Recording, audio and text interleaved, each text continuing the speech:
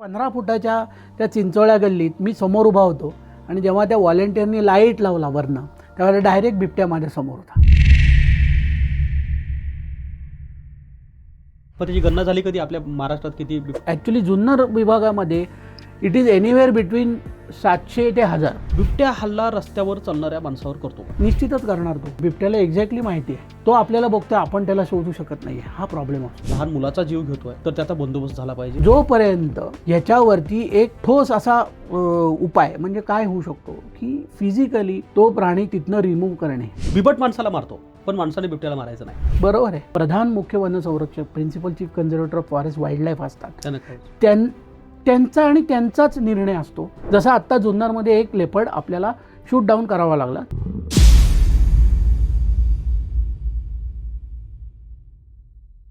नमस्कार, मी Govind Shelke. Cut to कटच्या या पॉडकास्टमध्ये आपलं स्वागत आहे.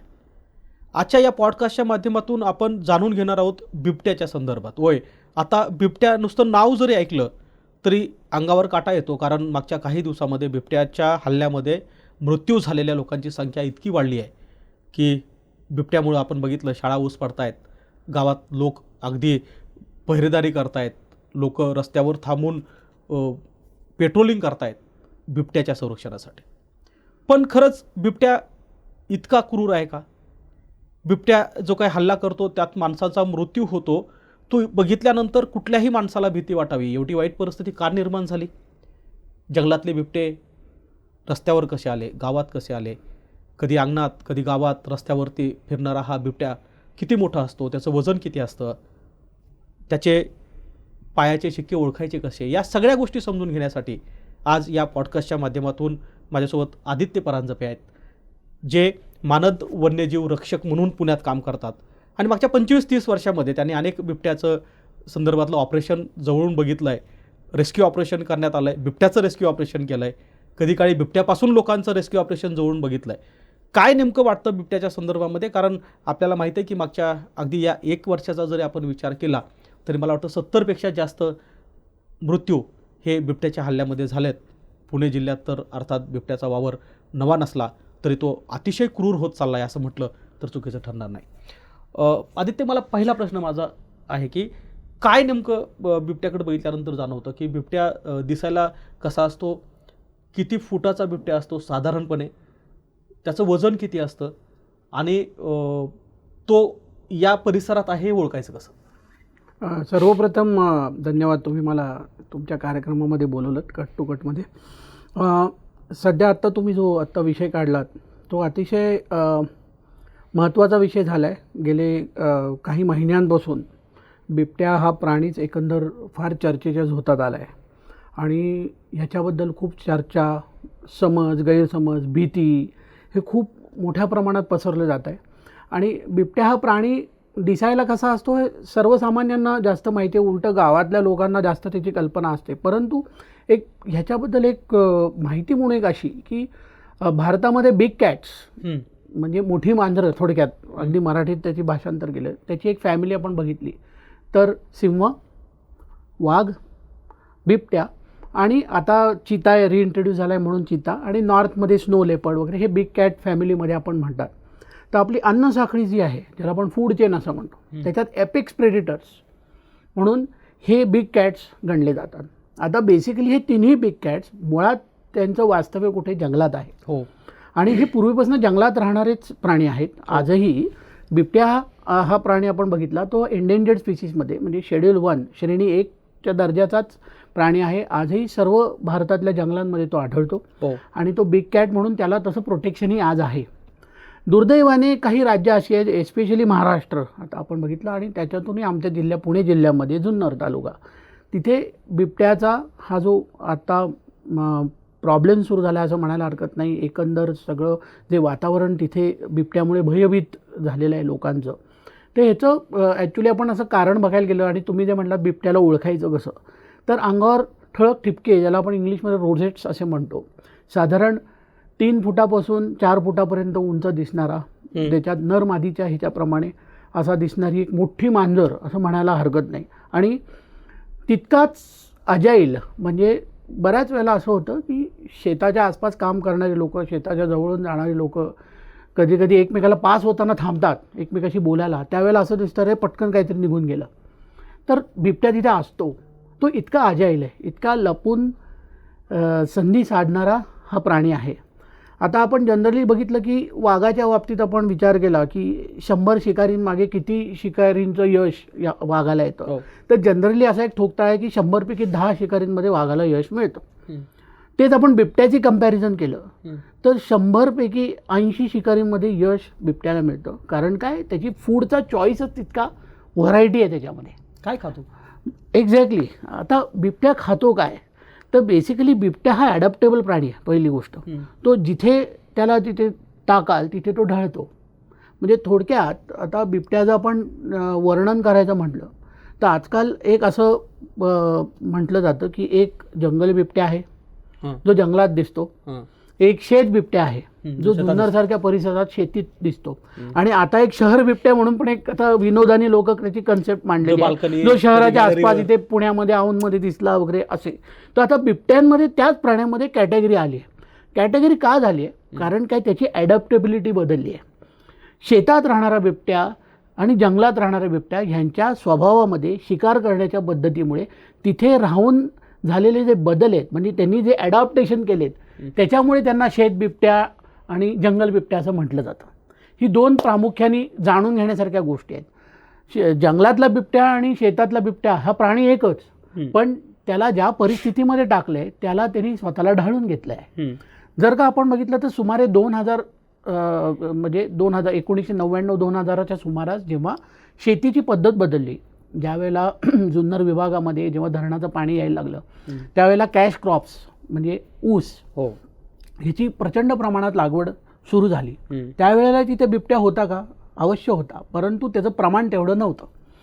ज्या वेळेला शेती मोठ्या प्रमाणात झाली ऊसाची, त्यावेळेला ऊस हा लगेच काही 6 महिन्यात कापणीला येणारा पीक नाही, 12 महिने तो चालू असतो. तिथे त्याच्याकडे विशेष लक्षही द्यायला लागत नाही, ऊसाच्या आत जाऊन त्याची राखण करावं लागत नाही, बाहेरून फक्त राखण केली तरी चालते.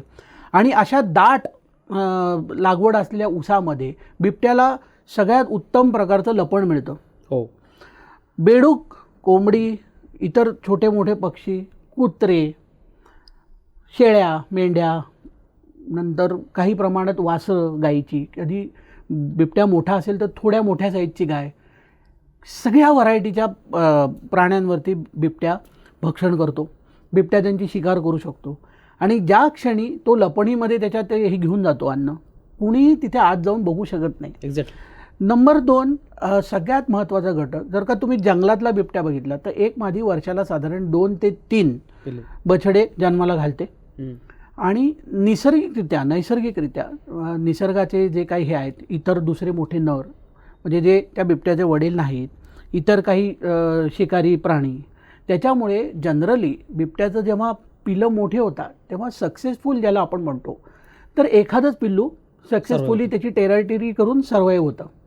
आणि तेच त्यांचं थेरी आहे ती. बेसिकली जंगलातल्या बिबट्यांची हीच थेरी अनुभवली आहे लोकांनी, की जनरली जंगलामधल्या बिबट्यांमध्ये साधारण 3 पैकी एखादं पिल्लू चांगलं सर्वाईव्ह होतं. आणि मला सांग तिथे काय नेमकं त्याची जी मेल फिमेल सायकल आहे ती कशी आहे, म्हणजे एकूण 10 बिबटे असतील तर त्याच्यामध्ये मेल किती असतात आणि फिमेल किती असतात? बेसिकली बिबट्या हा एक टेरिटोरियल प्राणी आहे, म्हणजे तो त्याचं क्षेत्र राखून त्या क्षेत्राचं रक्षण करतो.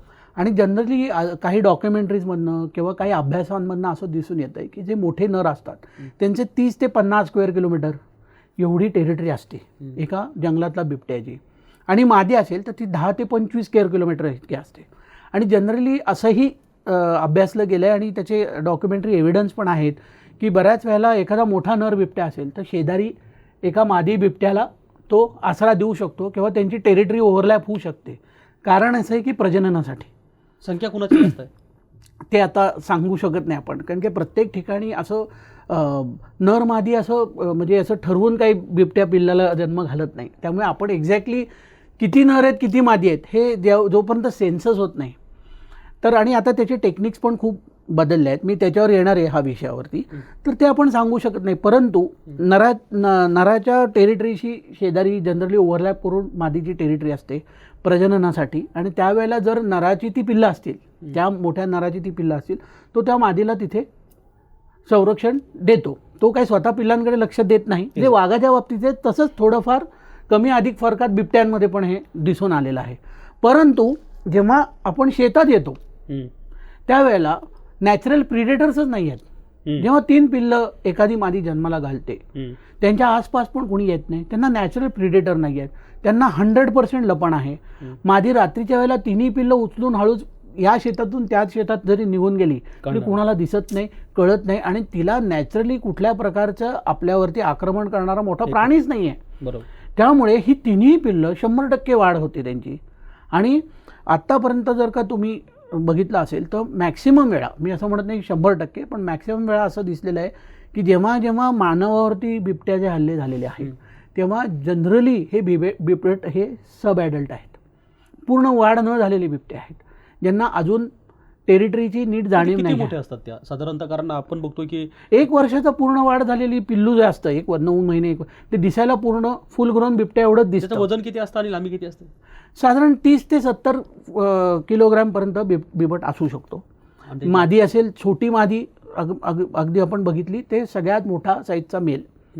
आपण त्याचे फोटो शेअर करू की छोट्यात छोटा किती आणि मोठ्यात मोठा किती.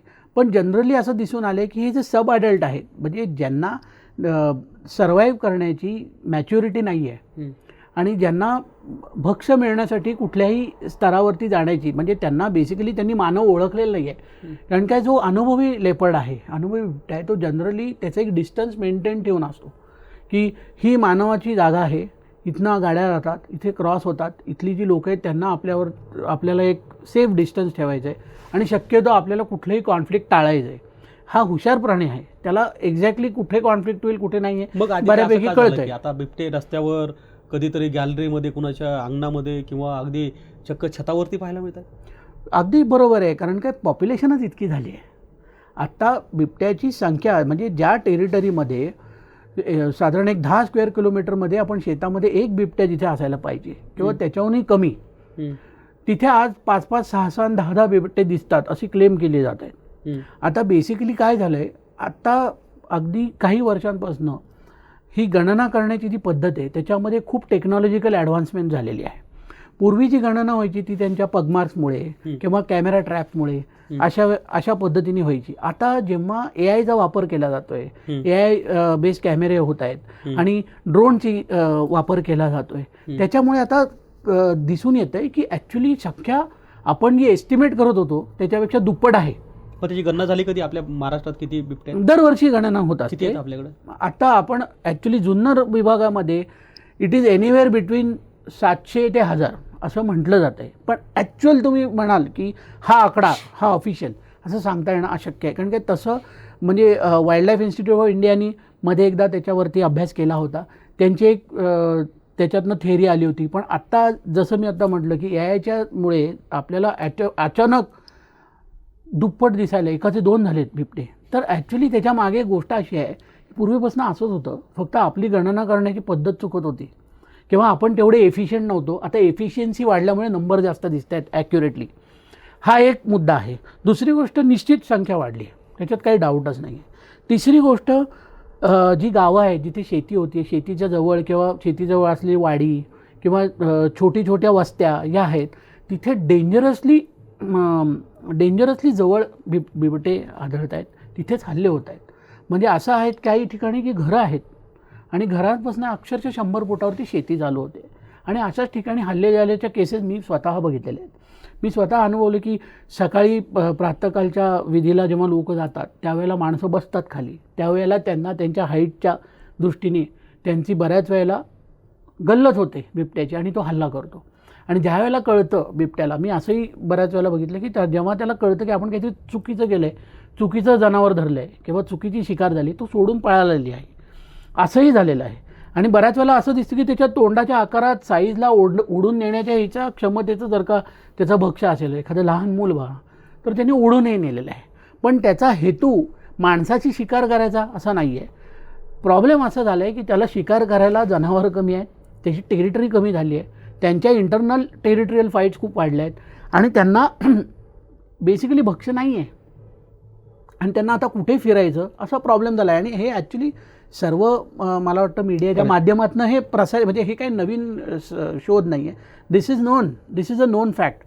प्रॉब्लेम कुठे येतो आहे, हे सगळं माहिती असून सुद्धा आता ह्याच्यावरती तोडगा काय आणि असं का झालं, असे 2 प्रश्न मला नेहमी विचारले जातात. पण मला थोडं थांबवायचं येतं. मला त्याच्यामध्ये छोटासा प्रश्न असा पडला की आतापर्यंतचे हल्ले बघितले आपण बिबट्याचे हल्ले इतके भीषण असतात की त्याचे फोटो सुद्धा आपण बघू शकत नाही. म्हणजे तो अगदी नरड्याचाच घोट घेतो असं म्हटलं तर चुकीचं ठरणार नाही, कारण यापूर्वीचे असे अनेक हल्ले आपल्या समोर आहेत. अगदी आपण याच वर्षाचं घ्यायचं झालं तर आज 65पेक्षाही जास्त लोकांचा मृत्यू फक्त हल्ल्यात महाराष्ट्रात झाला आहे, जो मागच्या वर्षीपेक्षा 4पट जास्त आहे. म्हणजे 88 काहीतरी मला वाटतं आतापर्यंतचा आकडा आहे. जुन्नरमध्ये तर रोज कोणती बातमी येते की कुठल्या तरी एखाद्या वृद्ध बाईवरती, लहान मुलावरती बिबट्यानं हल्ला केला. बिबट्या हल्ला रस्त्यावर चालणाऱ्या माणसावर करतो का?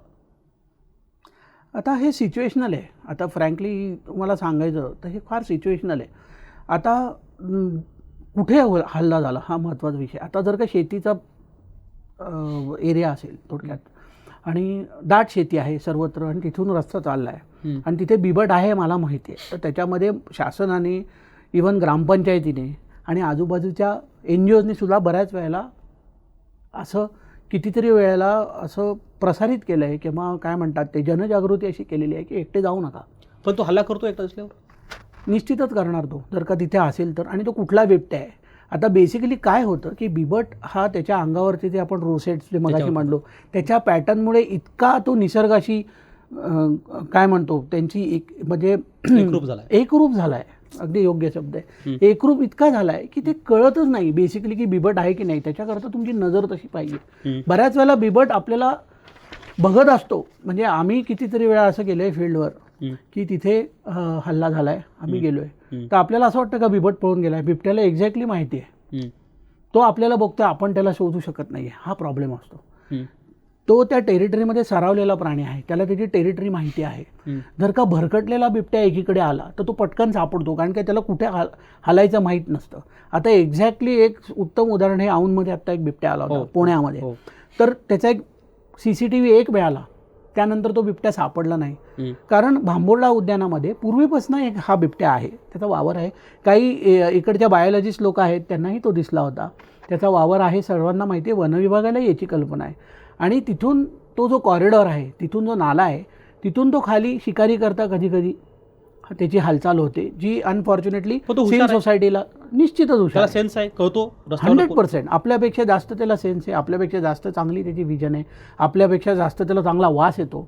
आणि जेव्हा त्याला त्याची टेरिटरी माहिती आहे, त्याचा एरिया त्याला माहिती आहे, अधिवास त्याचा माहिती आहे, तो जर का त्याचा पक्का असेल तर तुम्ही एक लक्षात घ्या, ज्यावेळेला तो आपल्याला बघितलं जातं आहे अशी त्याला जाणीव झाली, तो पटकन जिथून आला तिथून निघून गेला, परत कधीच सापडला नाही. कारण की त्याला त्याची टेरिटरी पक्की माहिती आहे. हाच बिबट जर का नवीन असता, नवीन कुठून तरी भरकटून आला असता, तर त्याला माहिती नाही मी कुठं जायचं.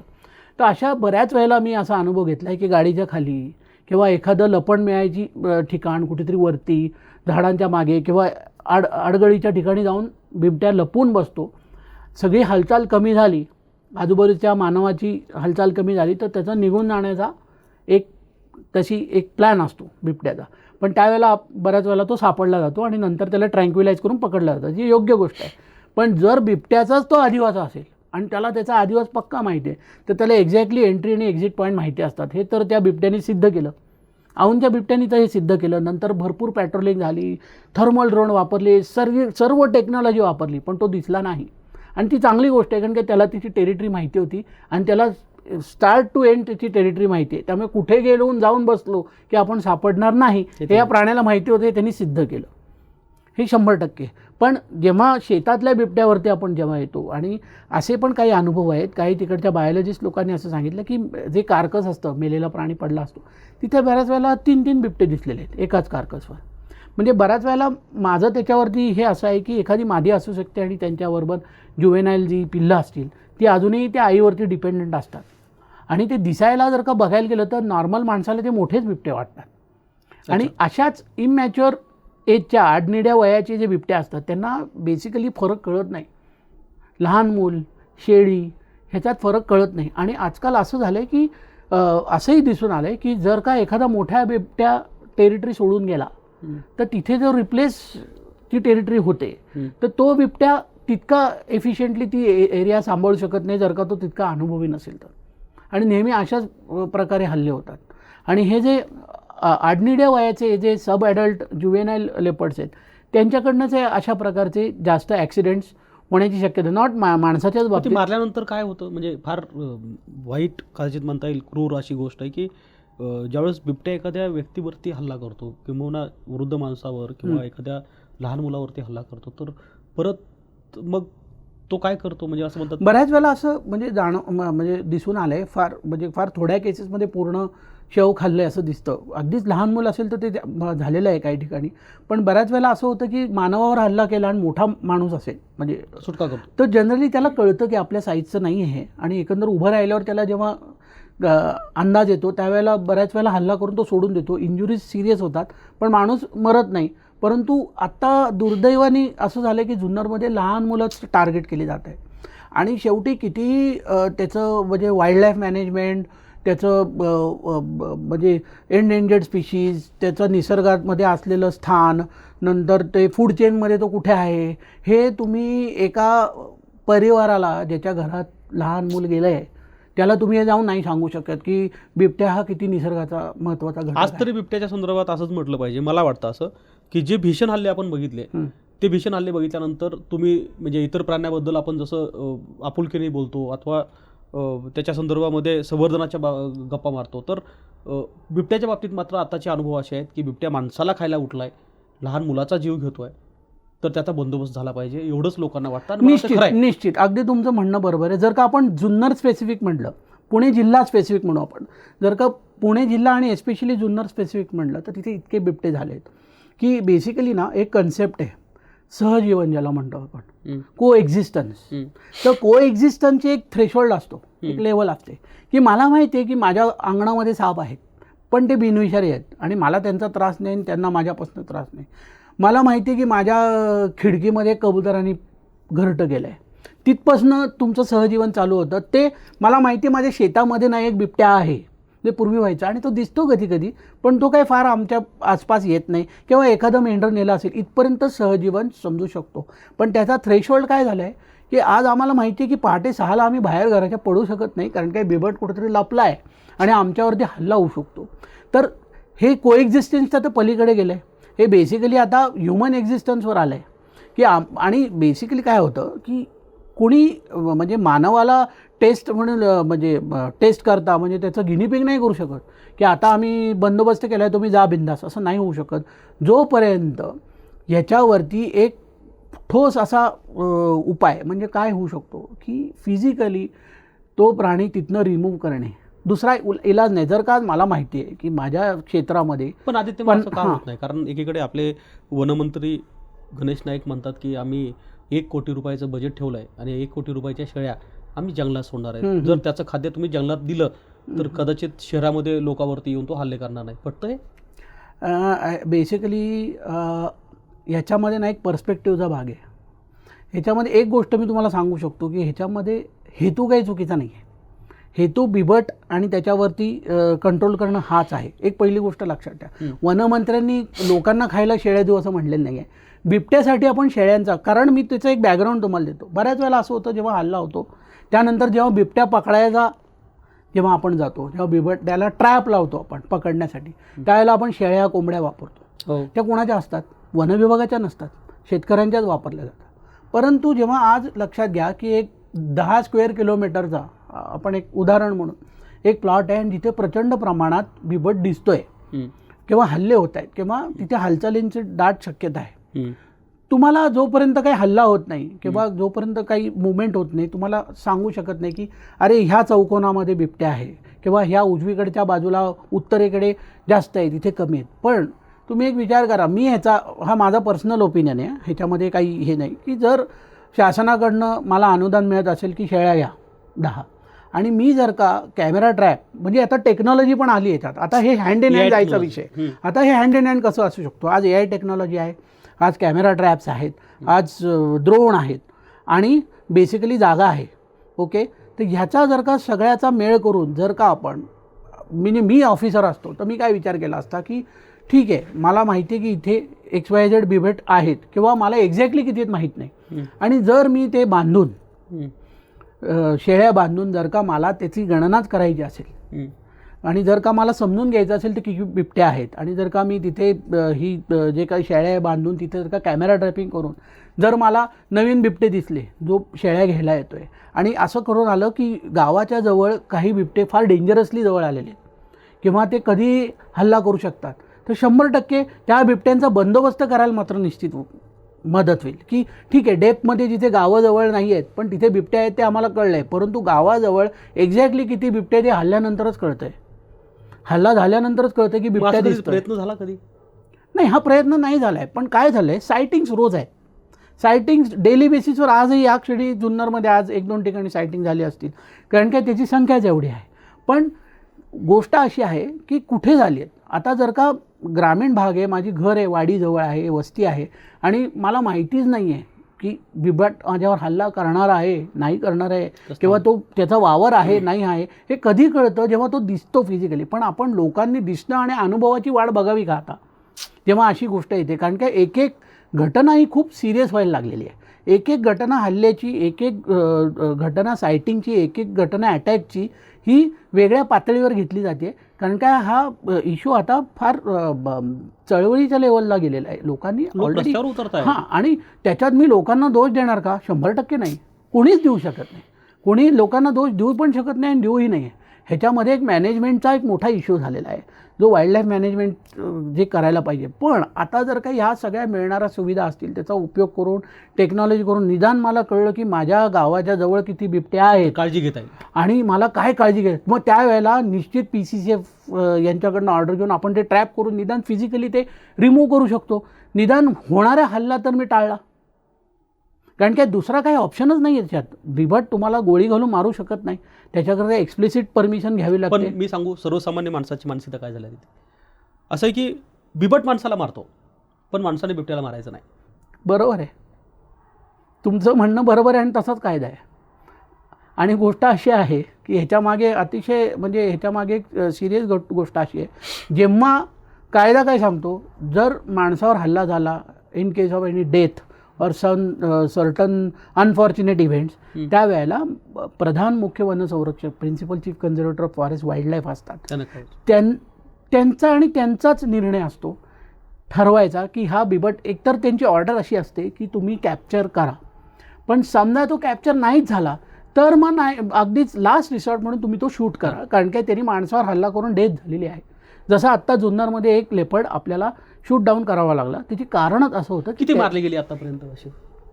नाही, फार मोठ्या प्रमाणात अशा ऑर्डर्स निघत नाहीत, फार एक्सक्लुसिव्ह सिच्युएशनमध्ये होतात. आता नाशिकमध्ये मागे एक ऑर्डर निघाली होती, आणि दरवेळेला ऑर्डर निघाल्यावरती तो मारलाच जातो का असंही नाही आहे. बऱ्याच वेळेला तो लेपर्ड ट्रॅपही होतो. कारण काय ट्रॅप हा पहिला उपाय असतो. सांगितलेलंच असं असतं की पहिले ट्रॅप करा, पकडायचा प्रयत्न करा, अन्यथा तुम्ही तो मारू शकता लास्ट रिसॉर्ट म्हणून. ओके, पण ते कन्सर्ननीच हां, ते आणि तेवढ्याच बिबट्याची परमिशन असते. असं नाही आहे की तुम्हाला आता हल्ला झाला आहे तर दिसतील तेवढे बिबटे तुम्ही मारू शकता, असं नसतं. पण एक गोष्ट निश्चित आहे, त्या व्यतिरिक्त तुम्हाला आठवत असेल तर पॉप्युलेशन कंट्रोल करता सेंट्रल गव्हर्नमेंटकडे राज्य सरकारने अर्ज दिला होता की बिबट्यांची नसबंदी व्हावी, जेणेकरून त्यांचं पुढचं पॉप्युलेशन कमी व्हावं. ते सुद्धा NTCA जी आहे, नॅशनल टायगर कन्झर्वेशन अथॉरिटी, त्यांच्या गव्हर्नन्सच्या अंडर हे लेपर्ड येतो. म्हणजे त्यांच्या गाईडलाईन्सच्या अंडर हा, सेंट्रल गव्हर्नमेंटच्या गाईडलाईन्सच्या अंडर हा लेपर्डचा सगळा मॅनेजमेंटचा विषय येतो. तर अशा वेळेला बरीच राज्य अशी आहेत जिथे लेपर्डचा हा प्रॉब्लेम आहे. पण त्यामुळे स्पेसिफिकली जुन्नर करता नसबंदी करा, हे ट्रायल बेसिसवर ऑर्डर ऑलरेडी आलेली आहे. आता त्याचा सक्सेस रेशो आपल्याला वाढवायचा असेल. किती आता 5चीच परमिशन आली होती, हे सगळं न्यूजपेपरमध्ये आलंच होतं. हां, म्हणजे चालली आहे, इन प्रोसेस आहे. पण कुठले लेपर्ड जे ऑलरेडी माणिकडोला जे ठेवलेले आहेत ते आयुष्य असतं लेपर्डचं नॉर्मल, म्हणजे तुम्ही प्राकृतिक अधिवासात बघितलं तर 11 ते 12 वर्षापर्यंत लेपर्ड जगू शकतो, आणि टेम म्हणजे कॅप्टिव्हिटीमध्ये थोडा जास्त जगतो. आता बेसिकली त्याचा अधिवास काय आहे त्याच्यावर अवलंबून आहे. पण मला एक प्रश्न पडला की म्हणजे संजय गांधी उद्यानामध्ये आहे, जिथे आदिवासी माणसं आणि बिबट्या सोबत राहताना लोकांनी बघितले होते. बरोबर. मग एक आदिवास असा आहे की जिथे माणसं आणि बिबट्यासोबत राहिले आणि आज आपला समाज असा आहे की जिथे बिबट्याचं नाव काढलं तरी लोक घराचे दरवाजे बंद करतायत. हे अतिशय एक उत्कृष्ट उदाहरण आहे संजय गांधीचं. तुम्हाला सांगतो 2000 सालामध्ये जेव्हा जुन्नरमध्ये बिबट्याचे हल्ले वाढले त्यावेळेला तिकडचे बिबटे कॅप्चर करून संजय गांधी राष्ट्रीय उद्यानात सोडण्यात आले होते. ओके, ही ही ही ही माहिती आहे तशी उपलब्ध. त्यावेळेला असं दिसून आलं की ज्या वेळेला हे बिबटे रिलोकेट झाले संजय गांधीमध्ये त्यानंतर बिबट्यांचे हल्ले वाढले संजय गांधी नॅशनल पार्कमध्ये आणि त्यावेळेला काही लोक दगावली पण संजय गांधी नॅशनल त्याच्यापूर्वी एकत्र. आणि 2006मध्ये जेव्हा ठराव पास झाला की यापुढे जुन्नरचे बिबटे संजय गांधीमध्ये आणि कुठेही सोडायचे नाहीत, त्यानंतर तो जो सोडलेला बिबट्या होता त्यांनी त्या प्राकृतिक अधिवासात, म्हणजे हेच सांगते तुम्हाला उदाहरण की शेतातला बिबट्या तुम्ही जंगलात सोडला तर तो लगेच ॲडजस्ट होत नाही. आता त्यावेळेला त्यांनी कुठल्या प्रोसिजर्स वापरल्या हे माहीत नाही, पण मी तुम्हाला तेच सांगतोय की तुम्हाला असं वाटलं की हा शेतातले 10 बिबटे उचलून मी जंगलात सोडले तर ते निश्चितरित्या थांबतील, त्यांचे लगेच स्वभाव बदलतील अशातला भाग नाही. मी तुम्हाला म्हटलं आजूबाजूचं जे वातावरण आहे, एन्व्हायरमेंट आहे आणि ज्या पद्धतीने त्यांचे वाढ झालेली आहे त्या हिशोबाने त्यांची शिकार करण्याची पद्धत, स्वभाव आणि सगळं डिपेंडंट असतं. आणि जर तुम्हाला जर एखाद्या लेपर्डला शेतातनं जर का जंगलात इंट्रोड्यूस करायचं असेल तर तशी एक सॉफ्ट रिलीजची प्रोसिजर आहे. म्हणजे त्याला थोडंसं जंगलाकरता ॲक्लेमेटाईज करणं, म्हणजे त्याची जंगलाची हळूहळू सवय करून मग त्याला जंगलात इंट्रोड्यूस केलं तर तो जंगल समजू शकतो. म्हणजे अचानक थोडक्यात घरच बदललं. म्हणजे मी भारतातून जपानलाच गेल्यासारखं झालं, मला भाषा येत नाही. पण तो इतिहास काय सांगतो की आदिवासी आणि बिबटे एकत्र राहायचे? संजय गांधी राष्ट्रीय उद्यानात आदिवासी समाज आजही राहतो आणि आता त्यांचं इतकं चांगलं कोएक्झिस्टन्स आहे, कारण काय तिथे जेवढे बिबटे असले पाहिजे होते तेवढेच आहेत किंवा किंबहुना त्याच्याहून थोडेसेच जास्त आहेत, पण ते मॅनेजेबल पॉप्युलेशन आहे बिबट्यांचं. बिबट्यांना जंगल असल्यामुळे अतिशय जास्त प्रमाणात लपण नाही आहे, तो जंगलाच्याच स्वरूपामध्ये जे परिसर आहे त्याच्यातच जगतो आहे. आणि ज्या क्षणी या बिबट्यांची पुढची पिढी या जंगलाला ढाळली गेली त्याच्यानंतर हल्ले पूर्ण बंद झाले. कुठलाही वन्यजीव ना मनापासून किंवा मला माणसाची शिकार करायची आहे किंवा मानवाची शिकार करायची म्हणून कधीच तो फोकस किंवा टार्गेटेड नसतो. लास्ट रिसॉर्ट किंवा ॲक्सिडेंटली बऱ्याच वेळेला असं पण होतं की समोरासमोर येतात, बाय ॲक्सिडेंटही असं होतं. बऱ्याच वेळेला शिकारीच्या शोधी बिबट्या वेगळ्या ह्यानी जात असतो, तिथे मानवाशी त्याचा कधी कधी खटके उडतात, त्यावेळेला हल्ले होतात. नॉट नेसेसरीली प्रत्येक वेळेला बिबट्या माणसालाच मारायला वस्तीत येतो, तो गुरंढोरं मारायला पण येतो. आताच असं काय झालं म्हणजे इतके दिवस आपण बघतोय की माणसं सोबत राहत होती आणि आता इतका तो आक्रमक का बनवू लागला की? नाही, असं नाही आहे. आता बिबट्याची हे जे हल्ल्याचे प्रकार आहेत हे गेले कित्येक वर्ष होत आलेले आहेत. हे आज ह्या वर्षी झाले 2025 जर बघितली आपण 2025ची 24ची तुलना करेल तर अगदी 60-65 तर एका वर्षात झालेत आणि 24 काहीतरी मागच्या. नाही, तुलनात्मकरित्या तर दरवर्षी म्हणजे तुम्ही जर का 24ची तुलना 23ची केली तर त्याच्यातही वाढले, 23ची 22ची केली तरी म्हणजे निश्चितच हल्ल्याच्या संख्यांमध्ये निश्चित वाढ आहे. याचा अर्थ काय की पॉप्युलेशनमध्ये पण वाढ असू शकते किंवा जी कापणीचा सीझन आहे किंवा कुठल्या एक्झॅक्टली सीझनमध्ये हे हल्ले होत आहेत आणि त्यांची आत्ता बेसिकली किती बिबटे कुठल्या एरियात आहेत. कारण की मध्ये असं पण बऱ्याच वेळेला असं झालं होतं अनफॉर्च्युनेटली की बिबट्यांचं ट्रान्सलोकेशन झालं. बऱ्याच वेळेला एका गावात धुडगूस घातलेल्या बिबट्याला कॅप्चर केलं पण त्यांनी कुठल्याच प्रकारे मानवाला हानी केली नव्हती, त्यामुळे त्याला इमिजिएटली तिथल्या एरियातनं रिलोकेट करण्यात आलं इमिजिएटली त्याच झोनमध्ये. पण त्यामुळे त्या ट्रान्सलोकेशनमुळे त्याच्या टेरिटरीत जो दुसऱ्या बिबट्या आला त्यांनी तसं ते अडॉप्ट केलं नाही. म्हणजे हे जे ट्रान्सलोकेशन झालं हे पण काही शासकीय आणि सायंटिफिक कारणामुळेच झालेलं आहे, त्यामध्ये अनसायंटिफिक काही नाही. पण ओव्हर कॅप्चरिंग पण झालं असावं कदाचित आणि ओव्हर मिक्सिंग अप पण झालं असं, त्यामुळे बऱ्याच प्रमाणात हा प्रॉब्लेम आज आहे आणि तो अनफॉर्च्युनेटली दुर्दैवाने खूप जास्त झालेला आहे आणि त्याला कंट्रोल करणं तर गरजेचं आहे. बरं, मला असं वाटतं की जुन्नरसारख्या ठिकाणी त्यांचं एक निवारण म्हणजे केंद्र बनवण्यात आलं आहे, तिथे काय काम चालतं?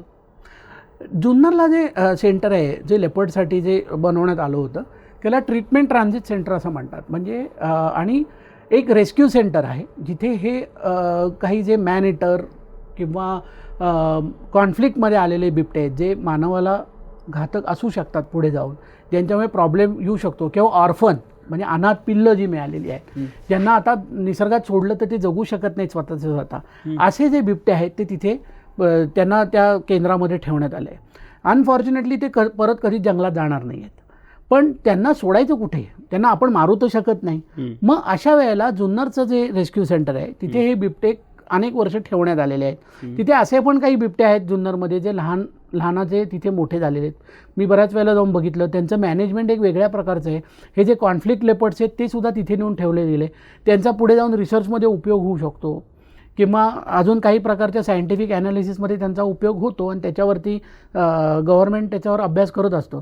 पण जुन्नरचं 2 विषय आहेत. एक ट्रीटमेंट ट्रान्झिट सेंटर आहे, जिथे इतर वन्यजीवां जे इंजर्ड आहेत त्यांच्यावर इलाज होऊन त्यांना इमिजिएटली निसर्गात परत सोडलं जातं. त्याचबरोबर बिबट्यांचं जे अनाथालय आहे, इथे हे बिबटे कायमस्वरूपी कुठे ते? जुन्नरमध्ये माणिकडोला. बरं, 1000 बिबट्या ठेवायचं चाललं होतं सरकारचं धोरण काहीतरी, तर त्याचं काय आहे?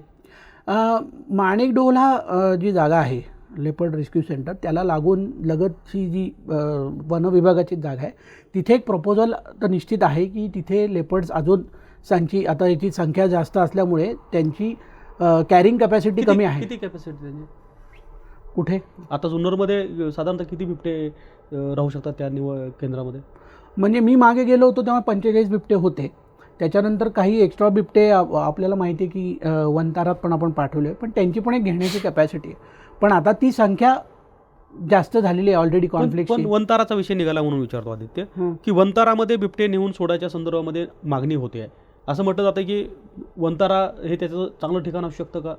एक अनुभव म्हणून तुला काय वाटतं? नाही, वनतारा हे उत्कृष्टच ठिकाण आहे. वनताराकडे state of the art technology आहे. त्यांच्याकडे सगळ्यात मोठं म्हणजे फंड आणि जागा खूप आहे. आज 10-15 का होईना अजून 20 बिबटेसुद्धा त्यांनी ठरवलं होतं ते ॲडजस्ट करू शकतात, कारण की त्यांची जागा, फॅसिलिटी, टेक्निकल नोहाऊ ही स्वतःची त्यांची इनबिल्ट आहे. आज जे शासनाच्या अंडर जे चालणारे इथे जे सेंटर्स आहेत त्यांच्यावरती बऱ्याच प्रकारचे लिमिटेशन आहेत. मेजर फंडिंग आहे, नंतर टेक्निकल नोहाऊ आला. आज वनताराकडे सगळ्या फॅसिलिटीज आहेत आणि वनतारा आज जागतिकरित्या सगळ्या प्रकारच्या ॲनिमल्सला, सगळ्या प्रकारच्या प्राण्यांना ॲब्सॉर्ब करण्याची आणि त्याचे तज्ज्ञ असलेली जागा आहे. त्यामुळे जर का वनतारासारखं सेंटर जर का काही बिबटे थोडंसं हेल्प म्हणून ॲडजस्ट करू शकत असेल तर आपल्याकडे दुसरा पर्यायही नाही आहे आज. आदित्य, मला पडलेला प्रश्न असा आहे की केरळसारखं एक राज्य आहे ज्या राज्यामध्ये बिबट्याची संख्या वाढावी यासाठी सरकार प्रयत्न करत आहे, आणि महाराष्ट्रासारखं राज्य आहे. काय फरक आहे केरळ आणि महाराष्ट्रामध्ये? केरळ आणि महाराष्ट्रामध्ये मुळात फरक भूगोलच आहे. केरळचा भूगोल आणि महाराष्ट्राचा भूगोल, आणि महाराष्ट्रामध्ये जी शेतीची पद्धत आहे ती आपल्या सर्वांना माहिती आहे आणि त्यात जगजाहीर आहे की शेती करण्याच्या पद्धतीमुळे जो या वन्यजीवांनी त्याचा घेतलेला जो ॲडव्हान्टेज आहे तसा केरळमध्ये नाही आहे. केरळमध्ये ऊसाचं लागवड एवढं नाही आहे. केरळमधली जॉग्राफी टोटली वेगळी आहे, तिथली जंगलं वेगळी आहे. त्यामुळे केरळची परिस्थिती आणि महाराष्ट्राची परिस्थितीमध्ये जमीन आसमानाचा फरक आहे.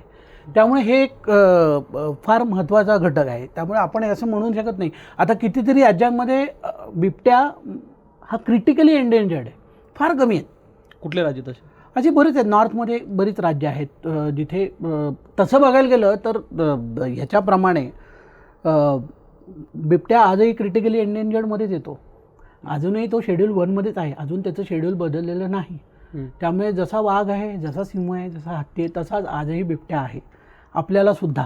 परंतु परिस्थितीजन्य मी म्हटलं तसं सिच्युएशन आणि जॉग्राफी आणि त्याची ॲडॅप्टेबिलिटी ह्याच्यामुळे आज महाराष्ट्रामध्ये एस्पेशली जुन्नरमध्ये बिबट्याची संख्या वाढली आणि बाकीच्या ठिकाणी नॉर्मलच राहिली. हे जर का तुम्ही विदर्भात गेलात, नागझिऱ्यात गेलात तर तिथे जेवढे बिबटे होते तेवढेच आहेत. महाराष्ट्रच राज्य आहे, परंतु तिथे ऊसाची शेती नाही आहे. त्यामुळे जिथे पूर्वीच्या जेवढी संख्या होती त्याच्यात 1-2% फरक आहे आणि बिबटे तेवढेच आहेत, तिथे तेवढेच वाघ आहेत. पण आज अचानक एक अतिशय उत्कृष्ट त्यांना अशी एक अपॉर्च्युनिटी मिळाली आहे जिथे ब्रीड पण होऊ शकतात, जिथे त्यांना नॅचरल प्रेडिटर पण नाही आहे, जिथे शिकार पण मुबलक आहे कुत्र्यांच्या स्वरूपात. ह्या सगळ्याच गोष्टी त्यांना इझिली अवेलेबल झाल्या, मग का नाही ब्रीड होणार? म्हणजे थोडक्यात एका अर्थाने ती पोल्ट्रीच झाली आहे की तुम्हाला पिल्लंच घालायचे आहेत, त्याच्यावरती कोणीही काही करणार नाही. जोपर्यंत अगदीच तुमच्यावरती दुसरा बिबट्या हल्ला करत नाही तोपर्यंत यू आर सेफ. तुमच्यावरती कोणी नॅचरल प्रेडिटरच नाही आहे. बिबट्यालाच बेडूक पण चालतो, बिबट्यालाच कुत्रं पण चालतं, बिबट्याला शेळी पण चालते.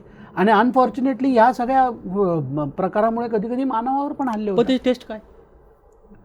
टेस्ट म्हणजे मला कळलं नाही. बिबट्याचं रुटीनचं रोजचं जे अन्न आहे ते कुठलं आहे? बिबट्या बेसिकली मी तेच म्हटलं, हा ॲडॅप्टेबल आहे. तुम्ही ज्या ठिकाणी टाकाल तिकडे तो ढळतो. आता आपल्या शहरातला म्हणजे एस्पेशली जुन्नर आणि पुण्यातला बिबट्या म्हटला, त्यांचं स्टेपल पुढेच कुत्री आहे.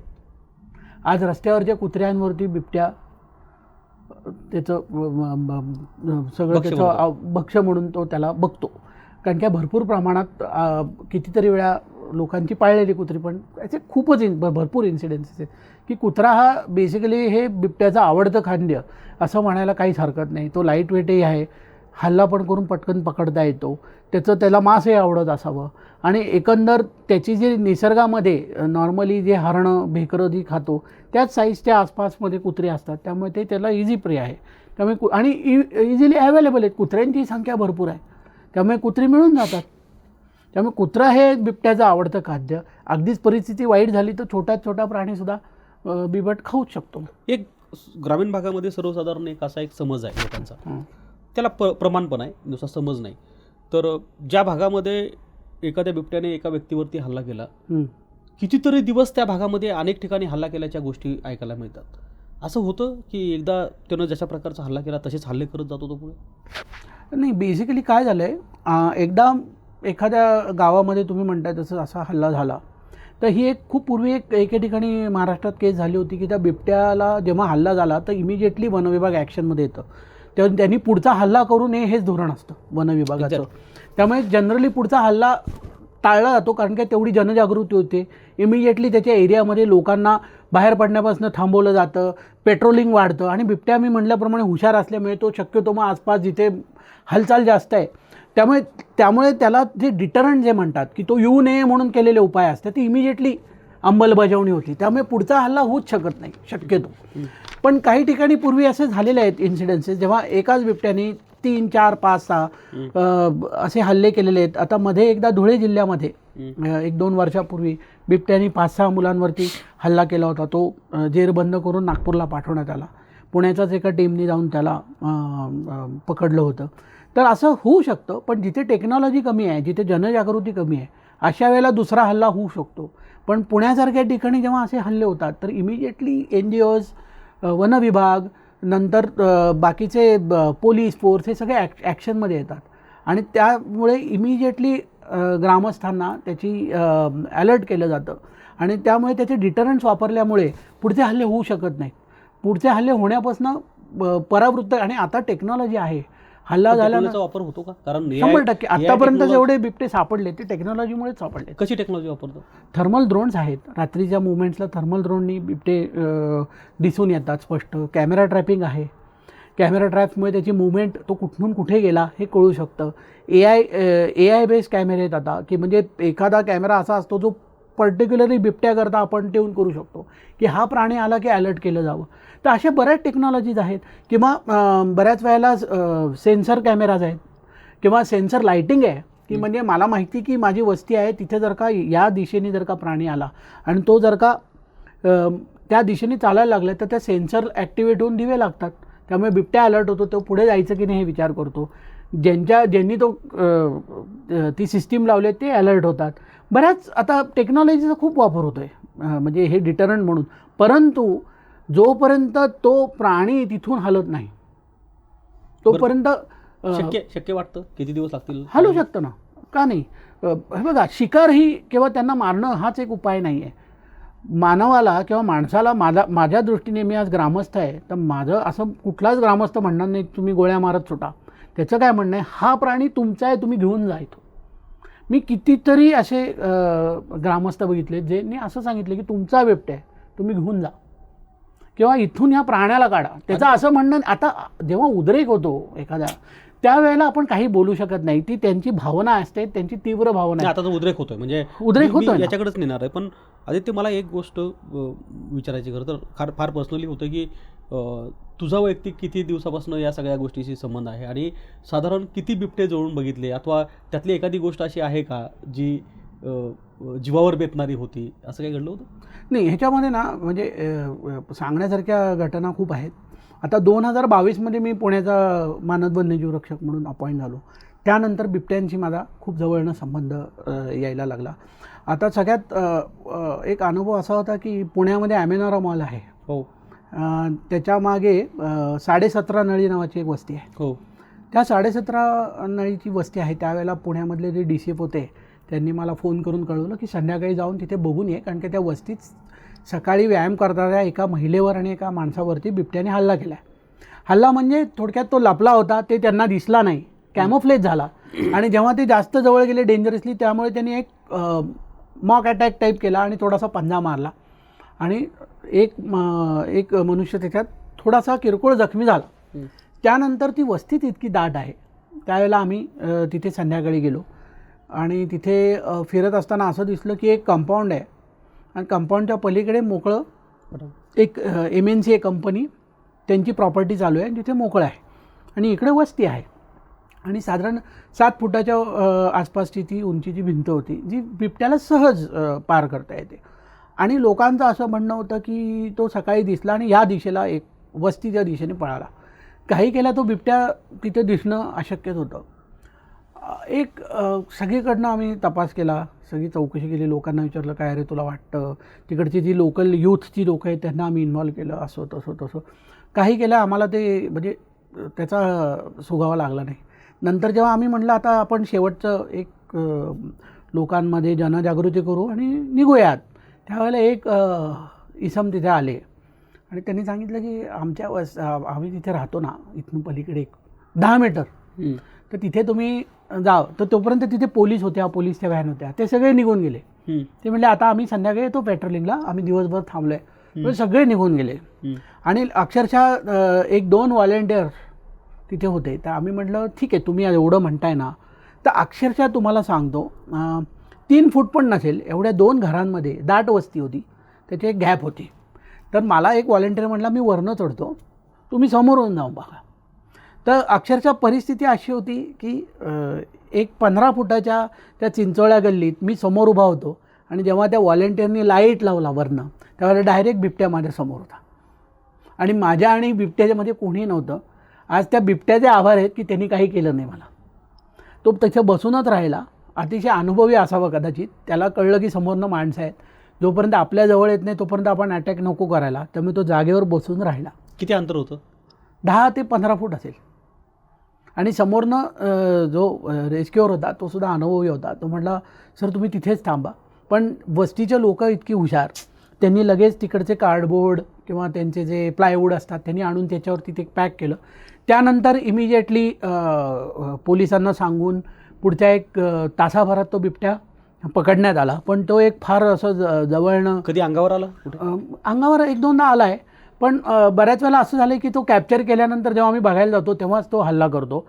पण ॲक्च्युअल अशा साईटवरती बिबट्या जनरली किंवा जेव्हा प्राणी कॉर्नर होतो तेव्हा त्याला कळतं की आपल्यावरती लोक म्हणजे आता आपण पकडायचे ह्यानी आहे, तर शक्यतो तो पळून जायचा प्रयत्न करतो. फार रेअर केसमध्ये जेव्हा कॉर्नर होतो बिबट्या तेव्हा तो तुमच्यावरती एक अटॅक करून, पण त्याची इच्छा तुम्हाला मारून टाकण्याची नसते.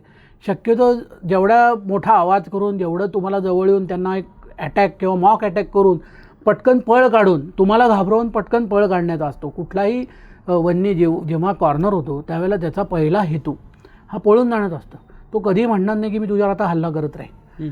जेव्हा त्याला कुठे जायचाच मार्ग नाही आहे, जेव्हा मी एका कॉर्नरमध्ये आलो आहे आणि मला कळतं की समोर काही लोक आहेत जे मला पकडणार आहेत, तर मला दुसरा ऑप्शन काय आहे? मी त्यांच्यावर एक हल्ला करणार, शक्यतो मला गॅप मिळाले तर तिथून मी निसटणार.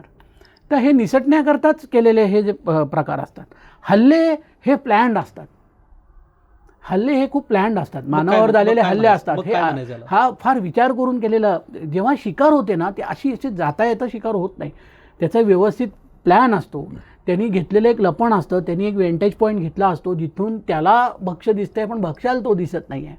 ही शिकार करण्याची एक अतिशय वेगळी पद्धत आहे जी वाघांमध्ये पण आहे, सिंहांमध्ये पण आहे, बिबट्यांमध्ये पण आहे. की तुमच्या शरीरावरती असलेले जे ठिपके, तुमची शरीराची जी रचना आहे त्याचा तुम्ही योग्य वापर करून तुम्ही कॅमॉफ्लेज होऊन, म्हणजे आजूबाजूच्या वातावरणात एक जीव होऊन तुम्ही दिसणारच नाही, पण मला पूर्णपणे त्यांची मूवमेंट दिसेल आणि माझ्या स्कोपमध्ये, म्हणजे माझ्या हल्ल्याच्या स्कोपमध्ये जेव्हा ते समोरचं माझी शिकार येईल त्यावेळेलाच असा हल्ला करायचा की त्याला न कळता पटकन हल्ला करून त्याला मी कसं ओढून नेईल. हे एक प्लॅन्ड शिकार ही अतिशय एक प्लॅन्ड आणि अतिशय बुद्धी वापरून केलेली गोष्ट असते. तुम्ही जेव्हा बिबट्या माझ्यावर हल्ला करतो तो शिकार नसतो करत, तो पळून जात असतो. ह्या दोन्ही गोष्टी वेगळ्या आहेत. जेव्हा एखादा प्राणी कॉर्नर होऊन तो पळून जाण्याच्या आणि हल्ला करणं आणि शिकार करणं ह्या दोन्ही वेगळ्या गोष्टी आहेत. शिकार ही बिबट्याने इनिशिएटिव्ह घेतलेली गोष्ट आहे. त्यांनी ठरवलं की आता मला शिकार करायची आहे, मला भूक लागली आहे. आणि त्यावेळेला बाय मिस्टेक जर का मानवच दिसला आणि त्याला बसलेल्या अवस्थेत दिसला आणि त्याला कळलं की माझ्या स्कोपमध्ये तो आहे, माझ्या हाईटच्या आहे, तो मला असं वाटतं की मी त्याला पकडू शकेन, त्यावेळेला असे हल्ले होतात. आणि बऱ्याच वेळेला हे गैरसमजुतीनेच झालेले हल्ले आहेत. असं कधीच होत नाही की मला मानव आवडतो आणि मी मानवाची शिकार करणार आहे. मानवाशी झालेले जे घटना आहेत ज्या अतिशय दुर्दैवी आहेत त्या गैरसमज किंवा शेवटी दुसरा पर्याय नाही म्हणून झालेले हल्ले आहेत. पण आदित्य मी चित्र बघतोय म्हणजे मागच्या 6 महिन्यामध्ये मला वाटतं पुणे जिल्ह्यामधल्याच जुन्नर परिसरातल्या काही व्यक्तींनी अगदी गळ्यापोवती खेळाचे बेल्ट, लोखंडी बेल्ट बसवले होते. म्हणजे जर बिबट्या आला तर तो आपल्या नंडीचा घोट घेतो अशी जी म्हणण्याची पद्धत आहे, तर त्याच्यापासून प्रतिबंध व्हावा म्हणून तसं केलं होतं. आजच मी कुठलं तरी एक शर्ट बघितलं जे शर्टावरती खिळे आहेत. मी पण बघितलं.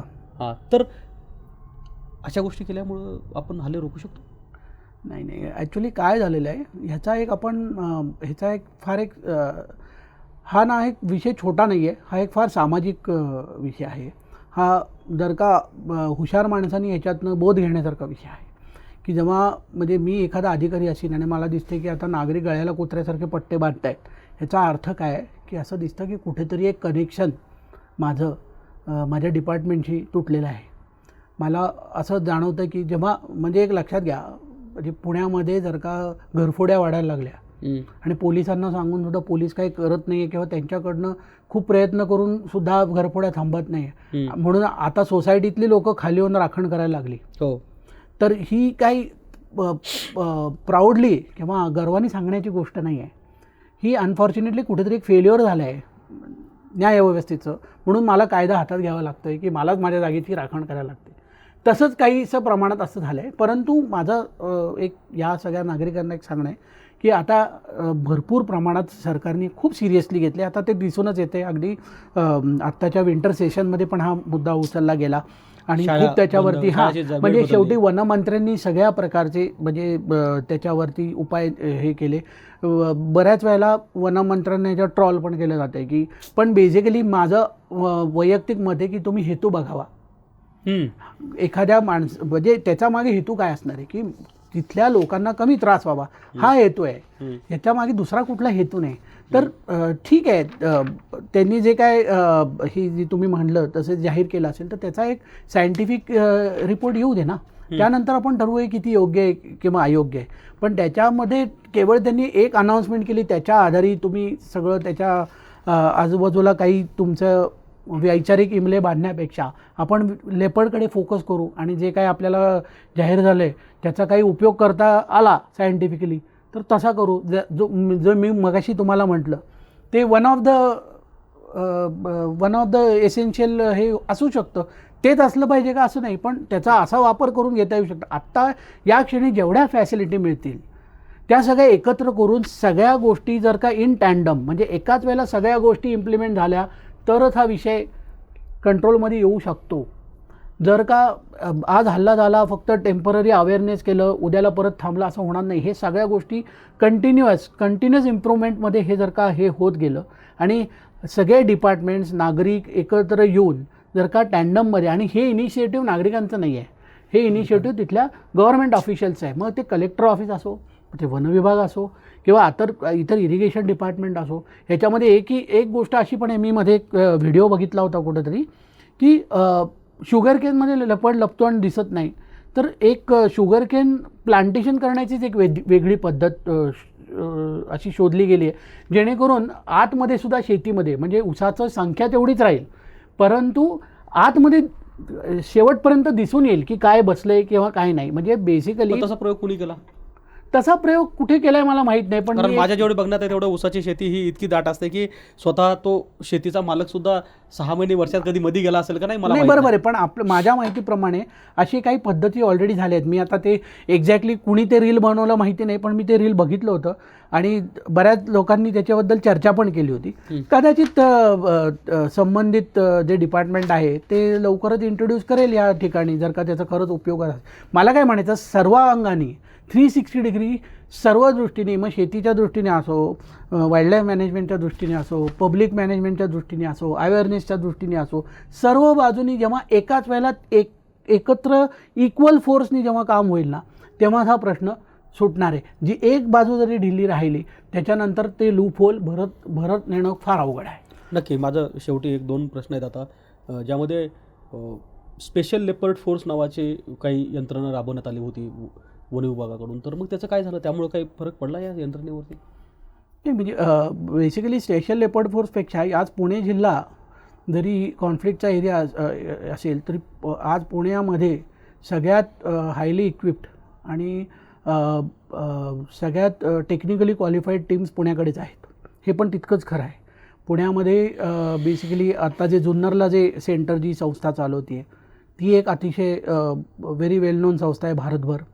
दुसरी गोष्ट, पुणे टेरिटोरियल रेंजमध्ये पण एक रेस्क्यू सेंटर आहे. त्यांची पण टीम खूप टेक्निकली क्वालिफाईड आहे. त्यांच्याकडे टेक्नॉलॉजी खूप आहे. ते सुद्धा त्याचा वापर करून ह्याच्यात मदत करत आहेत. तर आज तसं बघायला गेलं ना तर पुण्यामध्ये जेवढी टेक्नॉलॉजी, जेवढी एक्सपर्ट्स अवेलेबल आहेत ते जर का आपण तुलना केली तर महाराष्ट्रात खूप चांगल्या लेवलची आपल्याकडे टेक्नॉलॉजी पुण्यात आहे.